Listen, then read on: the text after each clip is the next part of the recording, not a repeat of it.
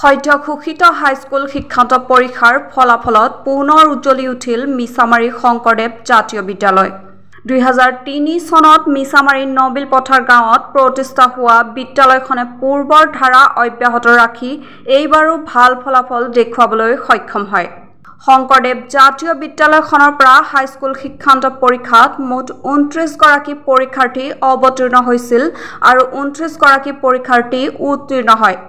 বিগত বছৰ কুহৰ দৰে এইবেলিও হাইস্কুল শিক্ষান্ত পৰীক্ষাত শিক্ষানুষ্ঠানখনৰ পৰা 100% ছাত্ৰ-ছাত্ৰীসকল উত্তীৰ্ণ হৈ মিছামাৰীৰ লগতে শিক্ষানুষ্ঠানখনলৈ সুনাম কঢ়িয়াই আনিছে।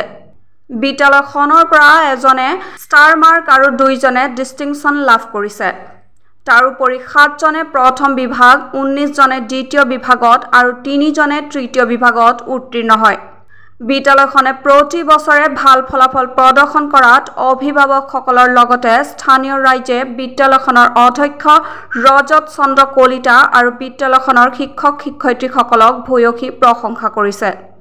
ইফালে শিক্ষানুষ্ঠানখনৰ ছাত্ৰ-ছাত্ৰীসকলৰ সাফল্যক লৈ বিদ্যালয় কৰ্তৃপক্ষই আনন্দ প্ৰকাশ কৰিছে।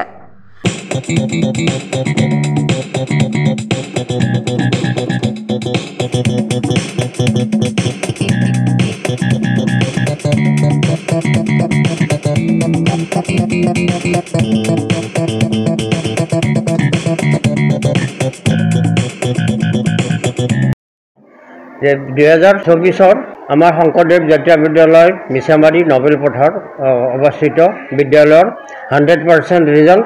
আমাৰ এই বিদ্যালয়ৰ পৰা 29জন ল'ৰা ছোৱালীয়ে শিক্ষান্ত পৰীক্ষাত অৱতীৰ্ণ হৈছিল আৰু তাৰে ভিতৰত 29জনে উত্তীৰ্ণ হ'বৰ কাৰণে সক্ষম হৈছে।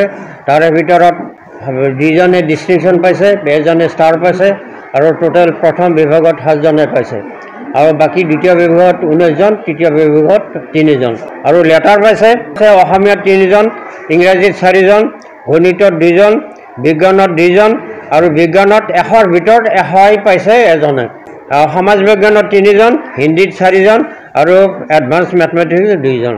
আমি মিছামাৰী অঞ্চলত ভিতৰুৱা অঞ্চলত অৱস্থিত শংকৰদেৱ জাতীয় বিদ্যালয় 2003 চনতে স্থাপন হৈছিল আৰু তেতিয়াৰ পৰাই আমি সকলোৰে সহযোগত, শিক্ষকৰ সহযোগত আমি আমাৰ বিদ্যালয় শিক্ষান্ত পৰীক্ষাৰ ফলাফল সন্তোষজনক আমি দিব পাৰিছোঁ।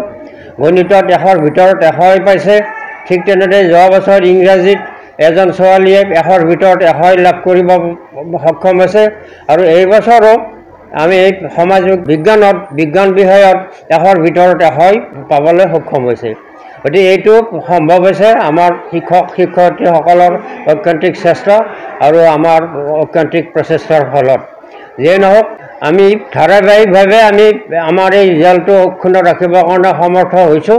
যোৱা বছৰো 28জন ছাত্ৰ ছাত্ৰীয়ে দিছিল, তাৰে ভিতৰত 28জনে পাছ কৰিছিল আৰু ইংৰাজী বিভাগত 28জন ভিতৰত 16জনে প্ৰথম বিভাগ পাইছিল আৰু ঠিক তেনেদৰে 100ৰ ভিতৰত 100 ইংৰাজীত পাইছিল যোৱা বছৰ।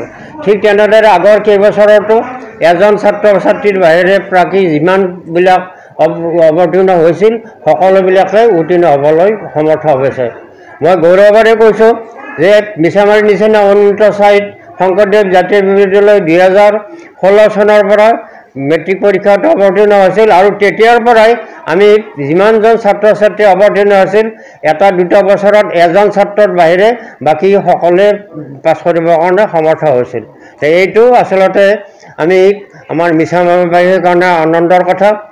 আৰু অসম জাতীয় বিদ্যালয়ৰ আণ্ডাৰত অসম জাতীয় বিদ্যালয় নুনমাটিৰ যিখিনি শৈক্ষিক ব্যৱস্থা তাৰ আণ্ডাৰত আমি চলাই আছোঁ আৰু আমাৰ পৰিকল্পনা আছে এইখন আমি হায়াৰ ছেকেণ্ডেৰীলৈ অৱতীৰ্ণ কৰিব বুলি আমি আশা ৰাখিছোঁ।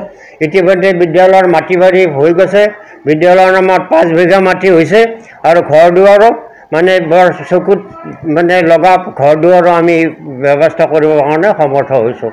যিয়ে নহওক সকলো ৰাইজৰ সহযোগিতা লাভ কৰিছোঁ আৰু মই আশা ৰাখিছোঁ যে ৰাইজৰ সহযোগত এই বিদ্যালয়খনে আৰু উন্নতি লাভ কৰক আৰু তাকেই মই মনে প্ৰাণে কামনা কৰি মোৰ বক্তব্য ইমানতে সামৰি মৰিছোঁ।